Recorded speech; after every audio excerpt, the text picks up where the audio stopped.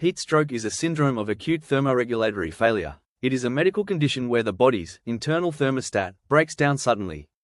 It is characterized by central nervous system depression, and body's core temperatures usually above 40 degrees Celsius, that is 105 degrees Fahrenheit, and shows typical biochemical and physiologic abnormalities. Let us understand about heat exhaustion and heat stroke. Heat exhaustion, defined by moist or clammy skin, dilated pupils, and normal or slightly high temperature. Heat stroke, defined by dry hot skin, constricted pupils, and very high body temperature. Unlike a normal fever, heat stroke does not respond to medicine like paracetamol because the brain's set point hasn't changed. The body is just overheating like an engine, and the body loses the ability to dissipate heat. It is a life-threatening medical emergency. Here is the clinical spectrum of heat illness. This lists heat-related issues from mild to severe. 1. Heat edema, that is swelling of hands or feet. 2. Heat rash, miliaria, called prickly heat. 3. Heat cramps and tetany, it shows muscle spasms. 4. Heat exhaustion, that is heavy sweating and fainting. And 5. Heat stroke, the most dangerous stage.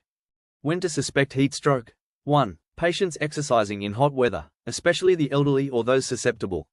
2. Coma or profound stupor, if the person is unconscious or barely responsive. 3. Diagnostic criteria for heat stroke: core temperature greater than 40 degrees Celsius, severely depressed mental status or coma, elevated serum creatinine and high potassium, that is hyperkalemia, and history of being in a hot setting.